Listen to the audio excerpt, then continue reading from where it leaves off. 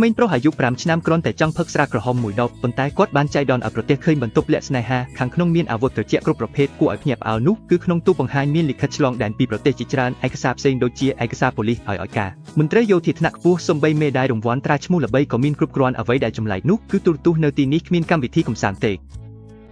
មិនថាអ្នកបដូរទូរទស្សន៍ប៉ុន្មាន channel ក៏ដោយក៏មានតែស្ត្រី sexy ម្នាក់ដែលរស់នៅម្នាក់ឯងនៅមុខអ្នកប៉ុណ្ណោះប៉ុន្តែចំនួនមុននេះយុនជាសុកមិនចង់ជាមនុស្សចាញ់មុនពេលសម្រាប់ខ្លួនឡើយដូច្នេះខណៈពេលដែលគាត់កំពុងងូតទឹកគាត់បានធ្វើឲ្យសាប៊ូលំចេញពីដៃធ្លាក់ចុះដីប៉ុន្តែសាប៊ូនោះវិញដូចជាមានភ្នែកអាចផ្លាស់ប្ដូរជោគវាសនារបស់មនុស្សពីរនាក់ដែលមិនពាក់ព័ន្ធគ្នាទាំងស្រុងភ្លាម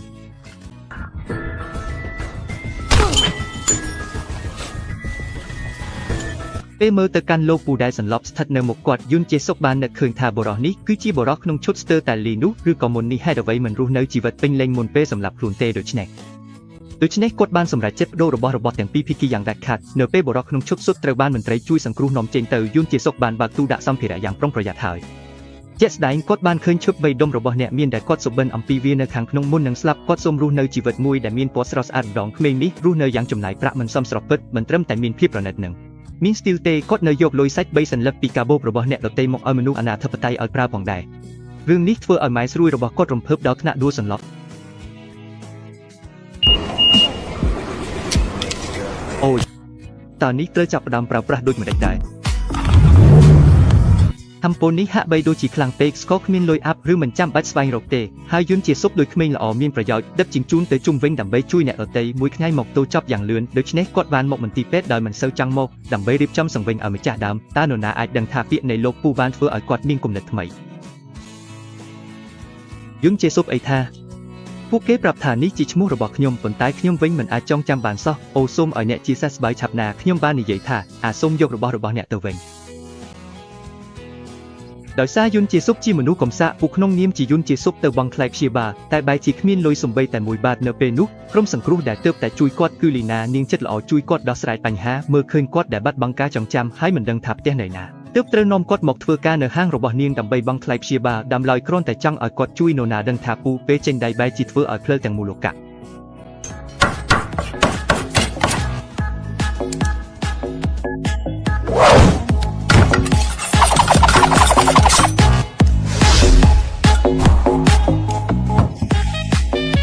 អាខ្លាំងណាស់ហូ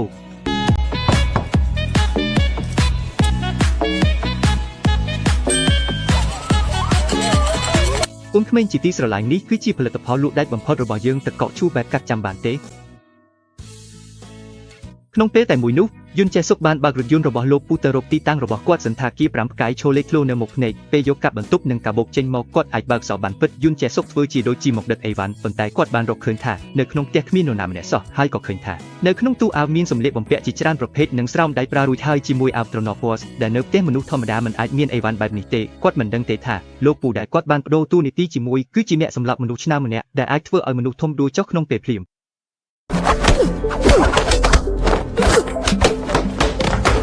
ដូចដែលបានបង្ហាញថាលោកពូបានបំពេញតាមសំណើរបស់អតិថិជននៅយប់ភ្លៀងធ្លាក់មួយបន្ទាប់ពីដោះស្រាយគោលដៅរួចគាត់បានរកឃើញថាមានស្នាមឈាមនៅលើខ្លួនដែលមិនទាន់សម្អាតខណៈពេលកំពុងបាំងសពគាត់បានឃើញមជ្ឈមណ្ឌលស្ប៉ាដែលស្ថិតនៅចុងផ្លូវប៉ុន្តែចូលទៅខាងក្នុងគាត់បានជ្រុះដួលហើយបាត់បង់អង្គចងចាំដូច្នេះហើយទេដែលជំនាញប្រើកាំបិតរបស់គាត់ល្អឥតខ្ចោះបែបនេះហើយក៏ដោយសារជំនាញនេះផងដែរដែលធ្វើឲ្យគាត់ក្លាយជាតួសម្ដែងគីវប៊ូមិនបានរំពឹងទុកថាយុនចេះសុកក៏ស្ថិតនៅទីនោះដែរព្រោះយុនចេះសុកជាតួសម្ដែងជំនួយដែលជាធម្មតាគាត់ក៏ពឹងផ្អែកលើការងារនេះតាម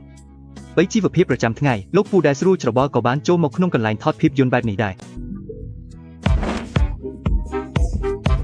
ហើយអ្វីបានជាតែងតែវីត្រង់កន្លែងដើមនេះជានិច្ចតួសម្ដែងមិនអាចទ្រាំនឹងការជិះចាប់បានទេឬមិនមែនគាត់វីត្រង់ទីនេះជានិច្ចទេត្រូវតែអត់ធ្មត់ឲ្យបានបដូរគាត់ទៅចុះចាប់ដើម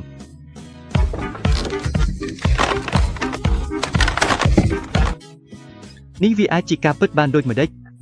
ត្រូវការជំនាញសម្ដែងរបស់តួសម្ដែងនេះគឺជាការសម្ដែងត្រូវតែអត់ធ្មត់ឲ្យបានអ្នកនិយាយថាអ្វីការមកដល់របស់លោកពូមិនត្រឹមតែធ្វើឲ្យដំណើរការនៃក្រុមថតភាពយន្តរញ៉េញ៉ៃទេតែថែមទាំងស្ទើរតែធ្វើឲ្យអ្នកដឹកនាំថតមានជំងឺបេះដូងផងដែរដោយដែលគេបាននិយាយថាមាសអាចបំភ្លឺបានគ្រប់ទីកន្លែងថ្ងៃនោះក្រុមថតខ្វះតួសម្ដែងជំនួយសម្រាប់ឆាកសកម្មភាពយ៉ាងភ្លាមលោកពូស្ម័គ្រចិត្តចង់សាកល្បងម្ដងមុនចាប់ផ្ដើមថតអ្នកដឹកនាំបានស្នើឲ្យតួអង្គសំខាន់ចាប់ផ្ដើមប្រយុទ្ធហើយអ្នកដទៃគ្រាន់តែដួលដេកព្រោះគាត់គឺជាឃាតករលោកពូដែលសម្ដែងជាអ្នកការពារខ្លួនវិញមានប្រតិកម្មដោយស្វ័យប្រវត្តិឆក់សំពីតួអង្គសំខាន់ទាំងអស់ទៅលឿនទៅស្រឡាញ់ខ្ញុំចង់ត្រឡប់មកវិញអ្នកកំពុងធ្វើអ្វី ចេញទៅឲ្យឆ្ងាយ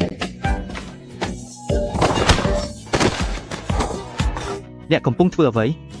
ទោះបីជាតួអង្គសំខាន់មានការមិនពេញចិត្តជាច្រើនក៏ដោយប៉ុន្តែអ្នកដឹកនាំខ្សែភាពយន្តបានចែកដល់អ្នកជួបជាមួយសេះសង្គ្រាមដែលមានសមត្ថភាពហើយមិនស្ទាក់ស្ទើរនឹងសរសើរថាគាត់មានទេពកោសល្យក្នុងសកម្មភាពហើយក៏ប្រាសិទ្ធពិសេសផ្ដល់ឲ្យគាត់មានតួនាទីដែលមានឆាកច្រើនអ្នកដឹកនាំក៏ស្នើឲ្យឃ្លាពាក្យនាពេលនេះមានភាពចម្រុះនិងមានអំណាចកាន់តែច្រើនចាំឲ្យបានល្អប្រសិនបើអ្នកហ៊ានរំលោភអំណាចរបស់ខ្ញុំនឹងបង្កការចលាចលជាក់ជាមិនខានទៅឲ្យទីតាំងរបស់អ្នកឲ្យលឿនពួកអ្នកភាពចលាចលជប់អីទៅស្ថាននរកអូខេប្រយោគនេះល្អណាស់បាទមានអំណាចខ្លាំងណាស់